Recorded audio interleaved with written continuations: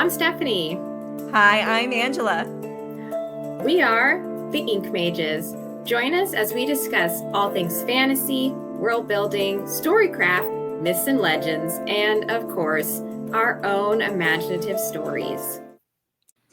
Welcome to the Ink Mages podcast. Today we have a special guest joining us. We have author Jordan Green, who will be in the studio with us. He is a native Oregonian, like me, and a U.S. Army veteran who writes at the Green Room and the Cascadia Chronicles on Substack.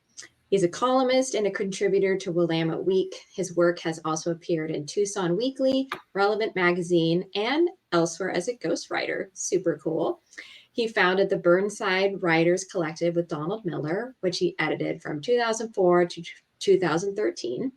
And he is a co-author of Besides the Bible, 100 books which have, should, or will change Christian culture. The Blue Beacon is his first novel, and that's the one we're going to be highlighting today. He currently lives in Portland, Oregon with his daughter. So, Angela, why don't you invite Jordan to the studio?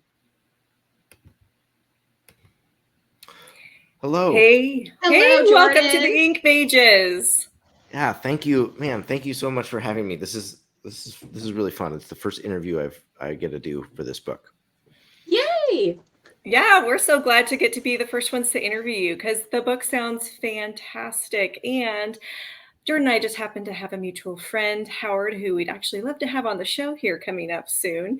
And so this made me especially excited to meet Jordan and learn all about his fantastic book coming up. But Jordan, here at the Ink Mages, we like to talk all things fantasy and sci-fi, and we love our nerd facts.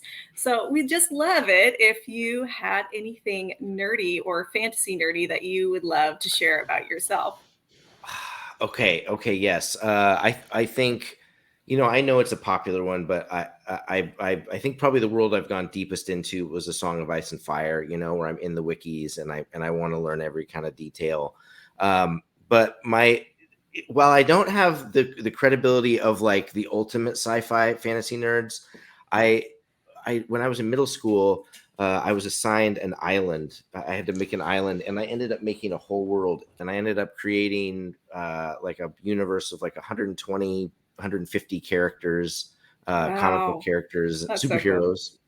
So, so I'm kind of that. I like imagining those worlds, and but I also know that like the true nerds, I'm not quite on that level. I like they just know everything. Yeah. Yeah. I think I would like to say that I, know all of the things, but there's a certain areas of fantasy that you get really into, and honestly, comic books is a big one. And I always wished I had gotten more into comic books. I remember as a kid, my grandmother had some comic books in her attic, and it was a Battlestar Galactica series from really? the early 1980s. And I loved looking at those comic books. There were a couple of Pink Panther comic books in the pile as well. And I loved looking at them. And I always wished that I could get my hands on more, but it was nothing that I ever was able to get into. But I love that you developed all of those. And did you do even some costume design for all of your characters in your? Yeah, I mean, I draw them. It was very simple drawings of like muscle guys, and I like designing different uniforms and stuff. Most of it was very derivative. I'm just channeling all the other heroes I liked. Yeah. So who were your favorites then? I liked all the different. I'm probably more of a Marvel guy at this point in time. But I love DC, and I loved Image comics when those came out. And so I don't know. I just I'm the kind of person that just loves learning a world. Like I like learning the guys. Yep. Right. Like you go into Image Comics, you learn all the guys like Wildcats and Savage Dragon. And then you go into Marvel and you learn all those guys. And then Song of Ice and Fire. And just every world always has all these cool guys. Baseball, sports. I'm the same kind of way. I like learning the characters in every world. Yeah. So let's go. I think it made sense that I would make my own. Yes. It's just kind of wells up and again, it's derived from other sources, but it's fun to take a character I love in DC, like Bane, and I like like when I'm making my own worlds, I want those personalities to mix in unique Yes. ways. That is so awesome. I'm very impressed that you came up with like over 120 characters. So definitely you were born to be a writer. So tell us then about your writing. It's obvious that I read your bio and you've written for magazines and other literary publications. So kind of tell us how you first got into writing. Well, back when I was 12, I wanted to be a writer. I knew it. I just wanted to just tell stories, and I've kind of dabbled in every aspect of that I could. I didn't take the university route, so I kind of just, where I made connections and where I could write, I wrote. But kind of deep in the back, and I love writing essays and about all sorts of stuff. But deep in the back, I wanted to write a novel. I wanted to write a novel series, and back to when I was 12 and even earlier than that, the stories I loved were the Redwall books. Those were my favorites by Brian Jakes. There's just something about animals. Yeah. I love animal stories. So the dream was like something like that. And I wanted, the Pacific Northwest has, Beautiful. North America. Yes. Well, yes. Beautiful landscapes. Mm-hmm. North America just has amazing animal life. And Redwall, all that animal life was very European, there were European badgers. And I was like, I want to hear about our animal life. Yeah. So I just would dabble in that. I had a story I wrote a long time ago that was animal based. It had kind of 4 main animal characters, and I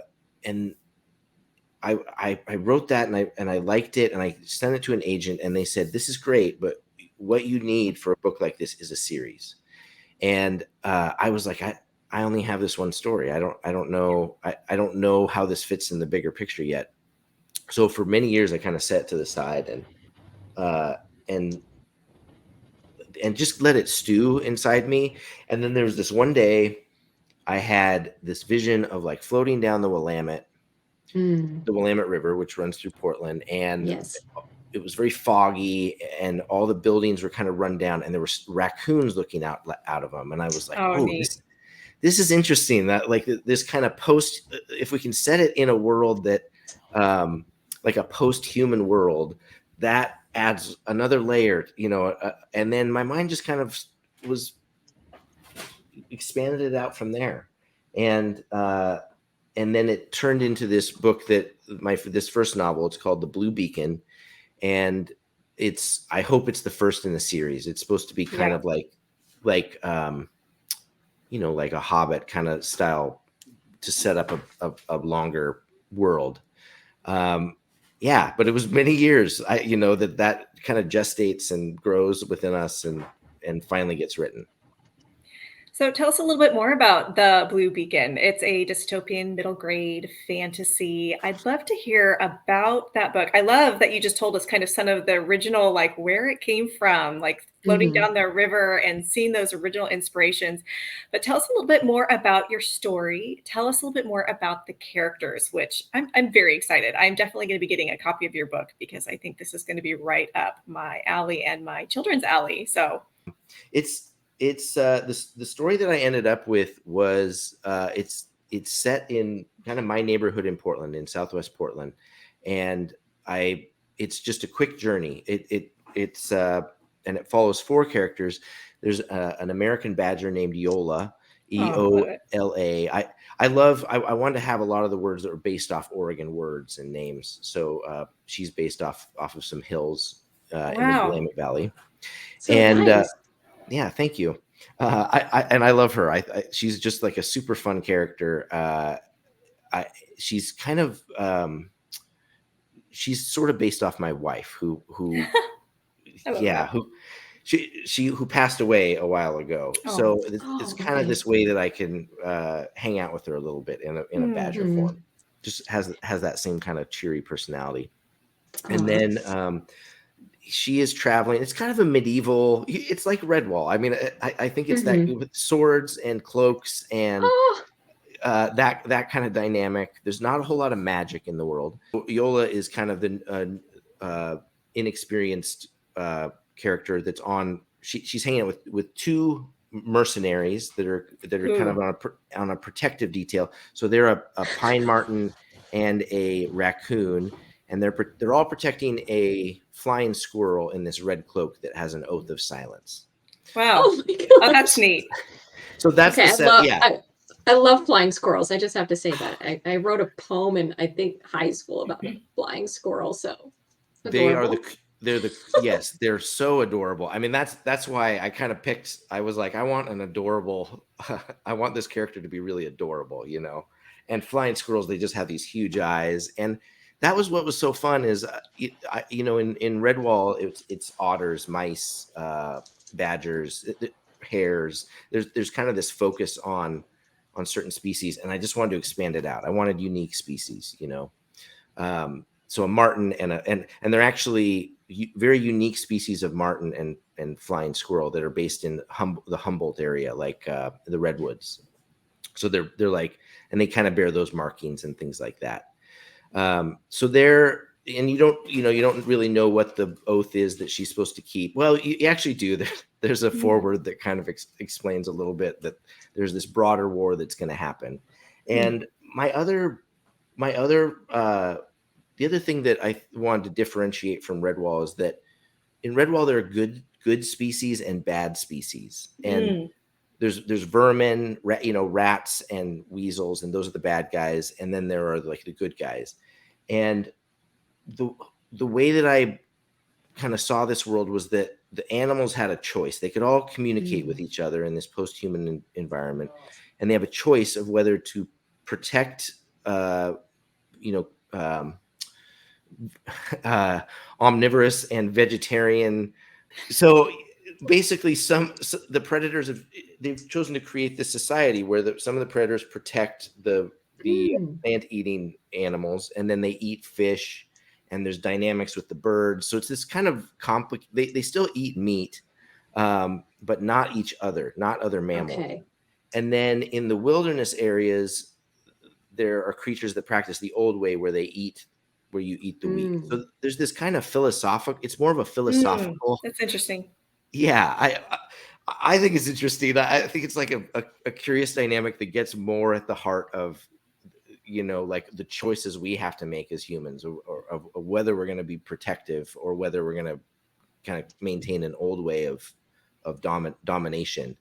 So that's, but then there's still, there's still dynamics with fish and birds that are not. It's so the mammals are kind of in their own, and then amphibians play a part too. So it's Do just kind of. all oh yeah, I was No, just go gonna say, ahead. do all the animals talk then? Because if you have like the badger, the marten, and the raccoon, and the flying squirrel as your main characters, do the fish and the birds also talk? Are all of the creatures like sentient then in your Great world? question. They are all sentient. There's some communication between birds, and the mammals share a language. So there's some Oh, okay. communication Woo. with birds, but it's they can't speak with each other exactly. Mm. Okay. And fish are kind of just completely separate. I mean, they're being used for food, and but they have their own hierarchies underneath the water. Their own hierarchy under the Yeah. water.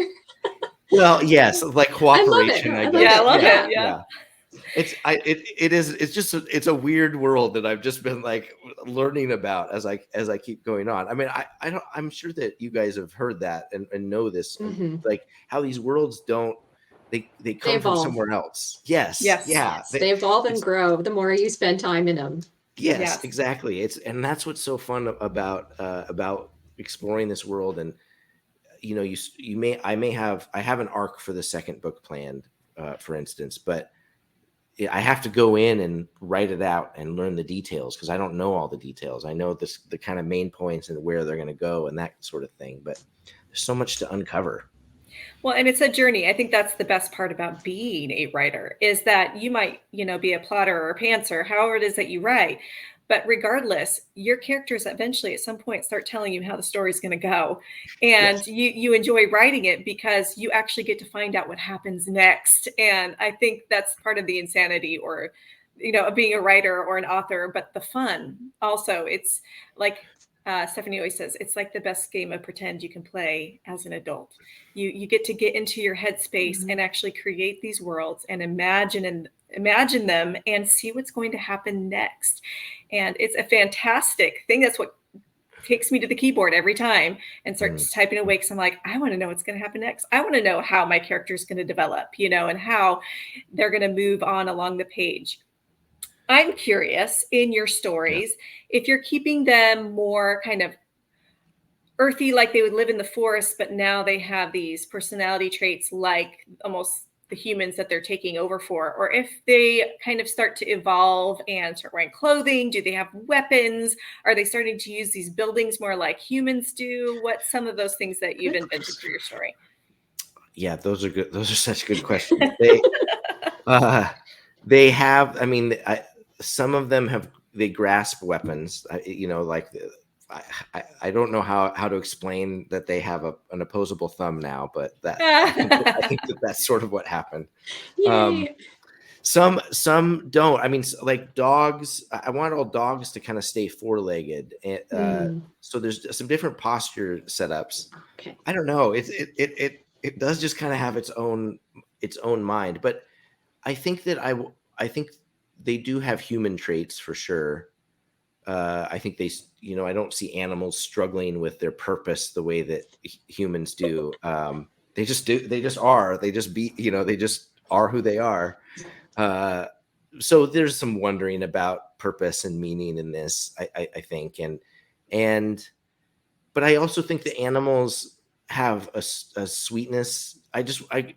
There's a savagery to animals, like we say, it's like, well, they're more animal than human. That's like a savagery, but I just want to keep them kind of sweet, and they're like good friends to each other. They're modeling like generally positive behavior.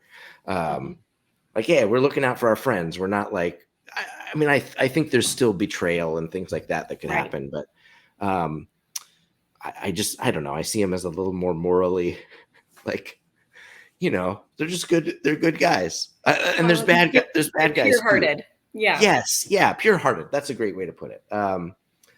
Yeah. So that's kind of the dynamic so far. And then I also like that there's all these different sizes. So like elk, how do elk fit into a world where mice have kind of an equal life, and how do their different lifespans matter? And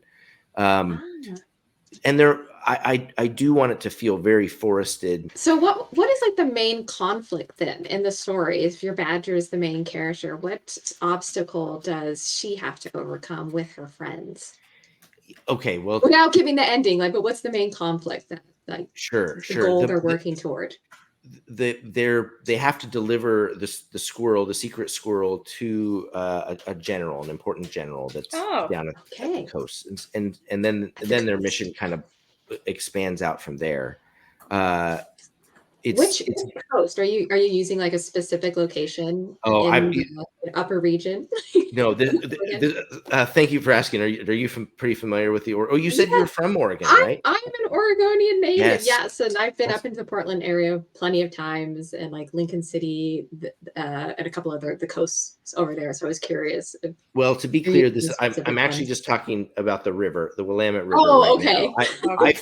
I fully plan to explore expand out. So this map over there, that's the Columbia River and the Oregon coast over there.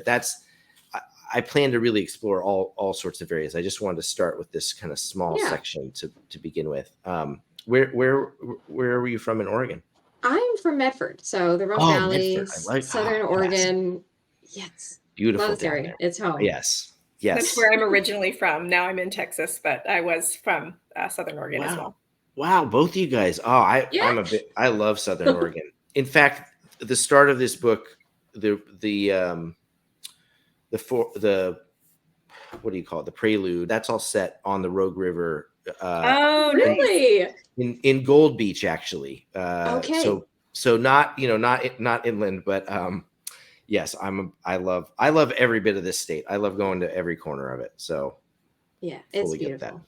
It That makes me is. excited to read your books just because It I'm does. not currently in Oregon and I have such, feels about locations. And we were just talking about that earlier, Stephanie and I, just how much we love certain areas of Oregon. And just to get that nostalgia and that feel will be a fantastic reason even to read your book. Along with, I like that one of your overarching themes is friendship and pure heartedness. I feel like that's really essential and important in storytelling these days.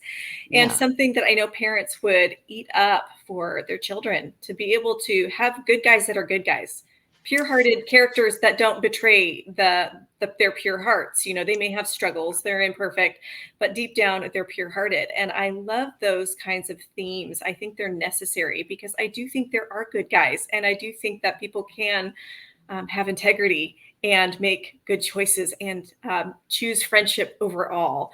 And so tell us a little bit more about that. Yeah, for sure. I love anti-heroes also. Yeah, I don't we want do to too. dismiss Yes, that we at do. all. Yeah. Because but I would say I feel like we've been in an era of constant anti-heroes. And Yeah. Yeah. I like that. But I also am like, there's something about one of the this book is less influenced by Lord of the Rings and Narnia than it is by the Chronicles of Prydain, which is that kind of a lesser known series, but was around the same time and was an American writer. Mm. Um, are you guys familiar with that? Like the Black Cauldron No. was the Disney movie way Oh, back in the Oh, day. yeah. okay. I'm Yeah, familiar with it's that. based off Yeah. of that world, and I just love that Ah, world. And it's the main character Taran. He fails a lot, but he does have a good heart. He's trying to do the right thing, and I think that it's time. Like especially young kids. I think it's time that we need heroic heroes right now. I don't know how much we need more anti-heroes that are. We want people that are really pursuing. questionable. Yeah. Yeah, right. And everyone is gonna be complicated and is Yeah. not gonna do the right thing every time. But I'm like, yeah, a story that models that I think is a good idea, especially for middle grade readers. Okay, so tell us then what is next for you? Because you said the Blue Beacon's gonna be the first in a series. So have you started outlining the next book at all? Yes, for sure. The next book is going to be kind of two narratives based off the end of the first book. The I think, yeah, without giving it away, there's a grander conflict that is unfolding, and the first book just kind of, it's a peaceful world, and then you find out that this conflict is going to happen. I think it'll be around a 5-book series, I'm imagining. So I also want to get going. Like Yeah. and I know that with each one, you come up with number 3, you put that on Kickstarter, and everyone remembers from the first 2, and then you're getting new readers each time. So I want it to be viable. Also, I've always felt like this was my best, my best shot at a commercial success. Building a Mhm. commercial story, and I'm not doing it for that reason. But I'm like, oh, I just like this idea, and I think people will resonate with it. So Kickstarter is not something I'm super familiar with. I've begun to hear about it and I'm very interested in it, especially because I am hoping to get some audiobooks done for my trilogy. Oh Would yeah. you mind, just for our other author, writer listeners, just giving us a little bit of an idea of what Kickstarter is and how you've utilized that? Yes, well, Kickstarter, after doing a lot of research on how to put a book out there, I have connections in the publishing world, and what I was told there was these books, these fantasy series, are a tough sell, and your best shot usually is to build it out and then let maybe publishers buy it down the road, but at Yep. least you've produced it and made it, and you maintain a lot of creative control in that. And from what I could tell in my research, Kickstarter was sort of the best way uh, to raise money for a print run. Uh, Mhm. I almost treated it like a pre-orders kind of setup. Mhm. It was a lot of work to build. I mean, putting together a campaign is its own thing, and probably took me 2 or 3 months, I think, Okay. to set it up. But I would gladly do it again. I mean, it was really fun. it was a 30-day campaign, and I think I could have done things to like boost growth in the middle. But I ended up raising about 11,000, which Nice. yes, which I, to publish a book, period, to get that sort of money back is very rare. Yes. And a lot of that went into print, print runs and that kind of thing. So it wasn't like all profit, but it was a really strong foundation to get the book out. I think it ended up being about 300 copies that I sent out. And Wow. you mentioned an audiobook. I did that also alongside of it. So it was fun. It was fun. It's a lot of hats you got to wear in doing that. You got to know like marketing. But one of the things I really liked about Kickstarter was that they don't go for real flashy marketing.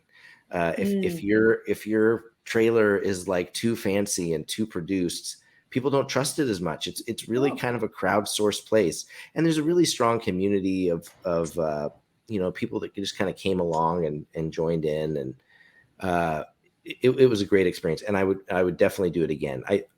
I'd like if a publisher guided that at some point. I think I'd still love to have a publisher on board. But for now, I'm like, I get more of a cut of what I make. I have a lot more creative freedom, and I like what I'm building. And that's important. Yeah, That is really important. I recommend it. And if you can go on to Kickstarter and see what you like. But I know Brandon Sanderson just absolutely crushed it on there. Like, yeah, he did. And it's much better than taking a publishing route for him. So it's kind of this interesting deal where you have really like very established people doing it, and then rookies like me. But I think it was also good to put on that businessy marketing hat for a while and say, how am I going to sell this? Because I'm excited about it and I have passion. So how do I convey that and make sure that other people get it? So that's still happening. I still have to do that now that the book's out for sure. But the Kickstarter was a good way to kickstart it. Like, just get it going fast.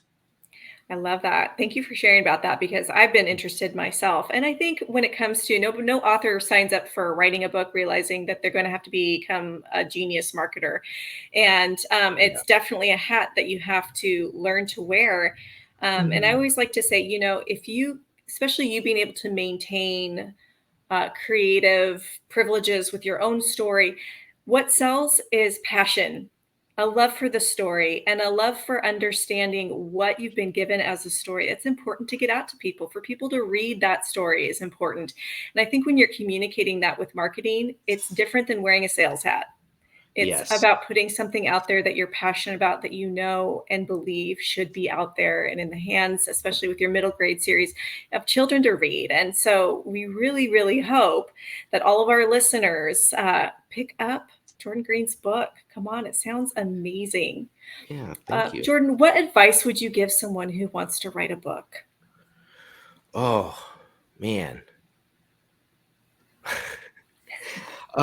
Keep going in it. I think it seems like perseverance has been the biggest aspect of and help in my career. I think I've got talent. I think I'm good at it, but being able to stick with it and keep going, because a book is really it's a marathon. It takes a while to build. So I think that's the main thing, I think plotting is knowing structure. I think general story structure is also key. Like knowing what's satisfying to people. And those would be my two. If people want to buy your book or find out a little bit more about you, where can they go? Oh my gosh. Yes. So it's on Audible and Amazon. If you search for Cascadia Chronicles, I have a Substack that you can look at that where that'll have links on there to the store. I'm selling them all myself, except, there's digital copies available, but the ones on Amazon, I'm the one that ships them to you. So it's also available there. Oh, that's awesome. Well, and I will find all of those links and I will be putting those in the description. So any of the audience that want to know the specific links, we got you. And we want to make sure that you take the opportunity to just even peruse his content, give him some support. We love to support fantasy authors here at the Ink Mages. We love to support people who are self-publishing and getting their content out in the world. So please come back, join us. We've got 2 other interviews coming up this month. We've got some really exciting things coming up. Thank you, Jordan, so much for joining us on the Ink Mages. Please like and subscribe. Please leave a comment. Maybe if you have any questions for Jordan, be sure to leave those in the comments and we'll make sure he gets those questions so he can answer them. And we will see you next time. Thanks so much. Thank you, Angela and Stephanie. Thank you.